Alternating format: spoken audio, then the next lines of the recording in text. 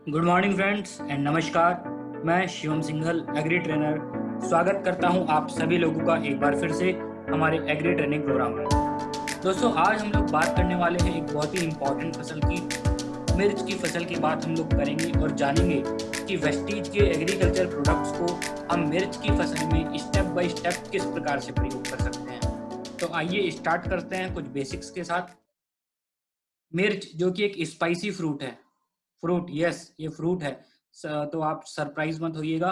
सो spicy fruit है, तीखेपन के लिए जाना जाता है, तीखे व्यंजन बनाने के लिए प्रयोग किया जाता है। और अगर प्रोडक्शन की बात करें तो इंडिया पूरे वर्ल्ड में बिगेस्ट प्रोड्यूसर है चिली का। और क्यों ना हो, क्योंकि इंडिया के लोग सबसे ज्यादा मिर्च खाते भी हैं और सबसे ज्यादा उगाते भी हैं, राइट। उसके बाद चाइना, पेरू, स्पेन, ये कुछ कंट्रीज हैं, मैक्सिको है, जो कि ज़्यादा प्रोड्यूस करते हैं चिली को। और चिली की जो फसल है, मिर्च की जो फसल है, वो ट्रॉपिकल और सब ट्रॉपिकल प्लांट के तौर पे जानी जाती है। अर्थात पूरे इंडिया में कुछ टेम्परेट एरियाज को छोड़ दें तो लगभग बाकी सारी इंडिया की जो कंडीशंस हैं, क्लाइमेटिक कंडीशन है, वो चिली की क्रॉप के लिए सुटेबल है।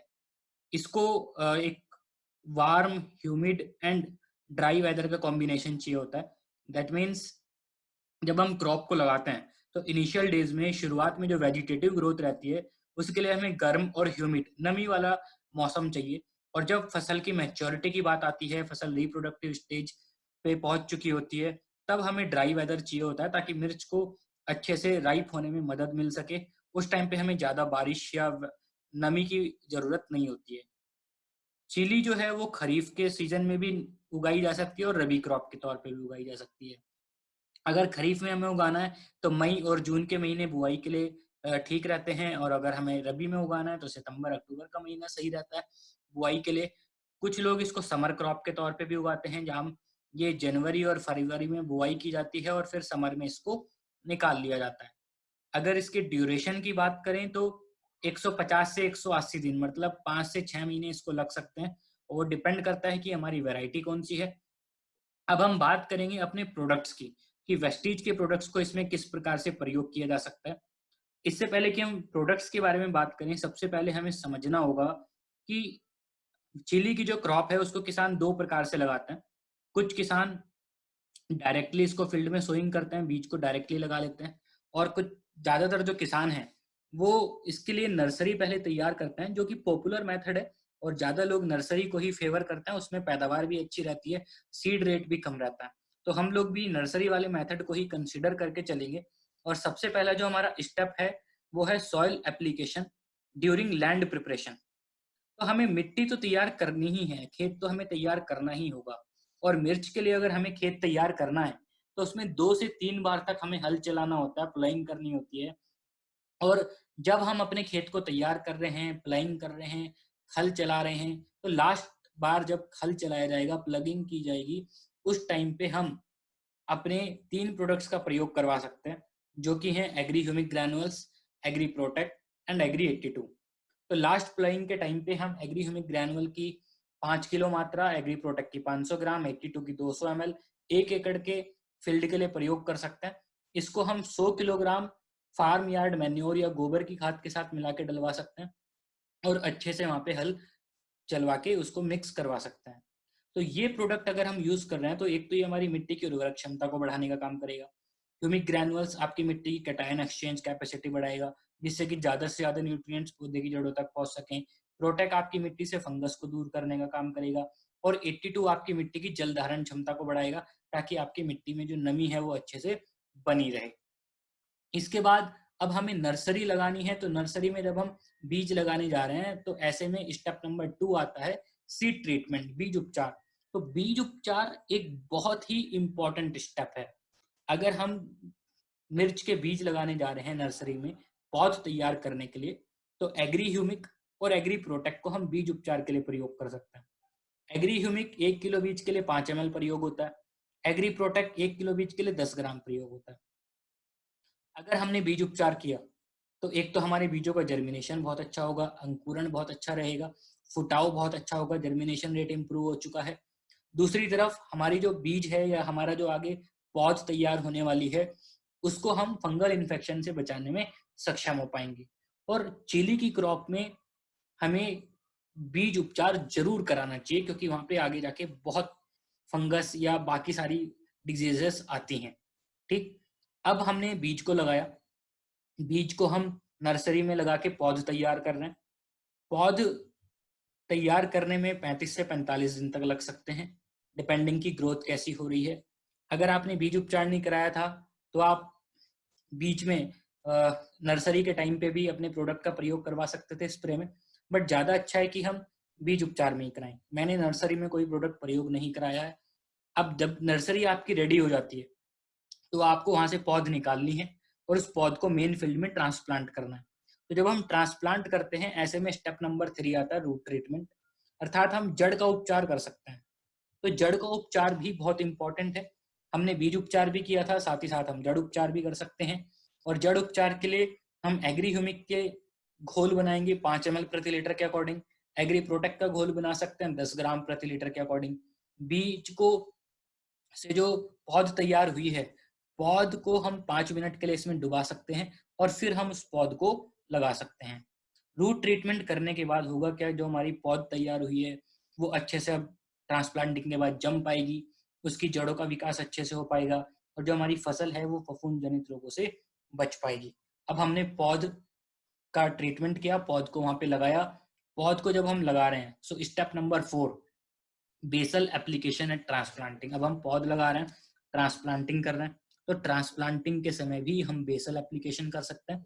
वहां पे किसान खाद डालता है, उस खाद के साथ मिलाकर ही हम agri humic granules and agri 82 का प्रयोग करवा सकते हैं। एग्री ह्यूमिक ग्रैनुअल्स 1 एकड़ में 5 किलो जाएगा, एग्री 82 1 एकड़ में 200 ml जाएगा।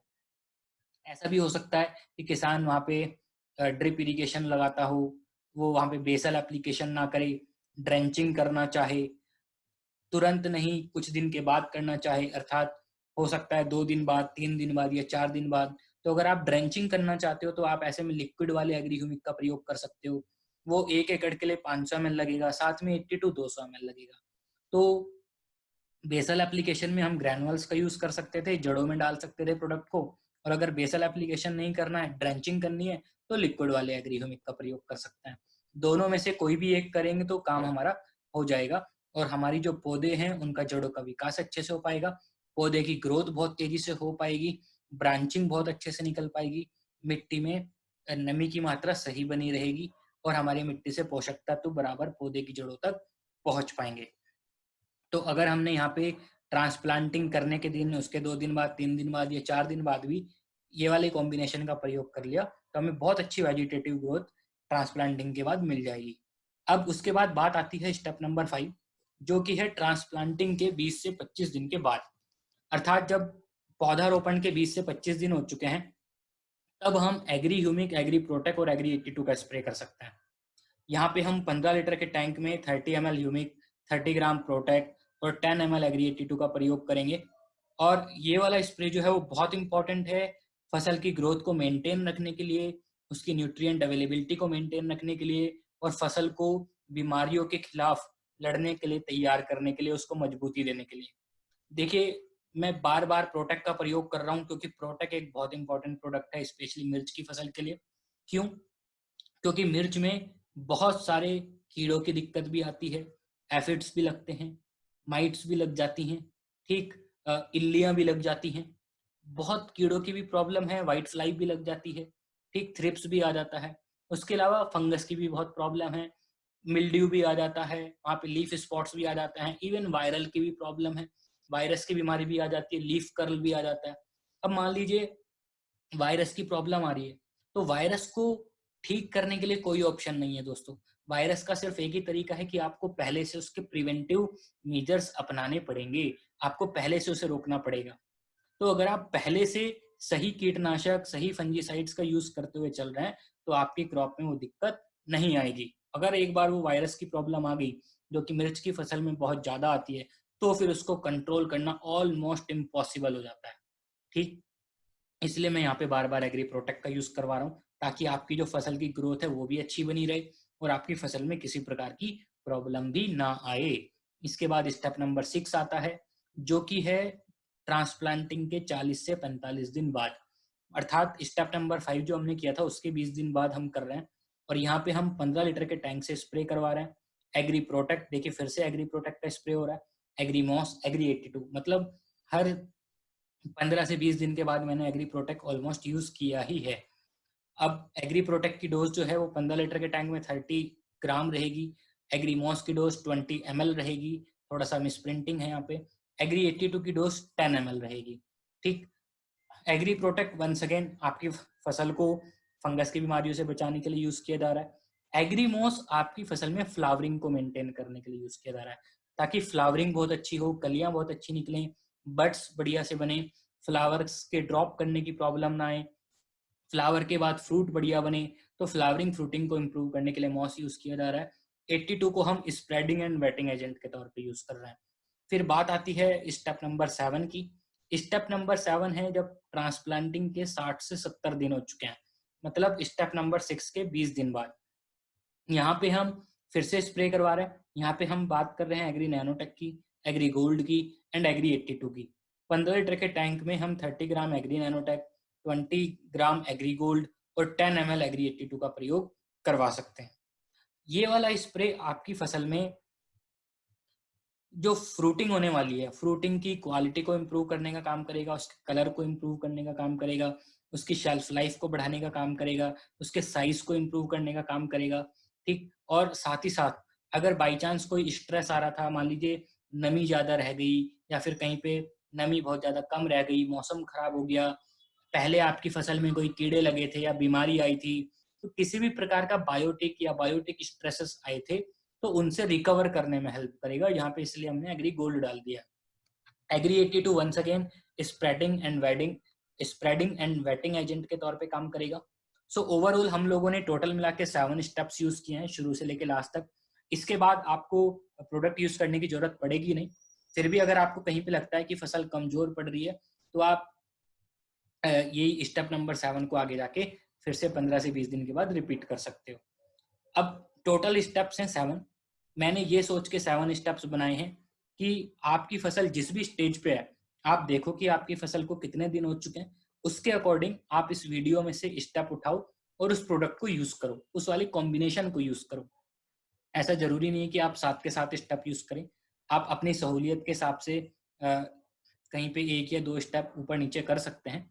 बट मैंने आपको सारे स्टेप्स इसलिए दिए ताकि आप देखें कि आपकी फसल कौन सी स्टेज पे है और आप उसी अकॉर्डिंग यहाँ से स्टेप को देख के अपने प्रोडक्ट्स का प्रयोग करवा पाएं। सो दोस्तों, आई होप आपको ये ट्रेनिंग पसंद आई होगी और आप इसका भरपूर फायदा उठा पाएंगे। आज के लिए दोस्तों इतना ही। अब आप हमारे साथ जुड़े रहिएगा। तो बहुत बहुत धन्यवाद। Thank you very much and नमस्कार।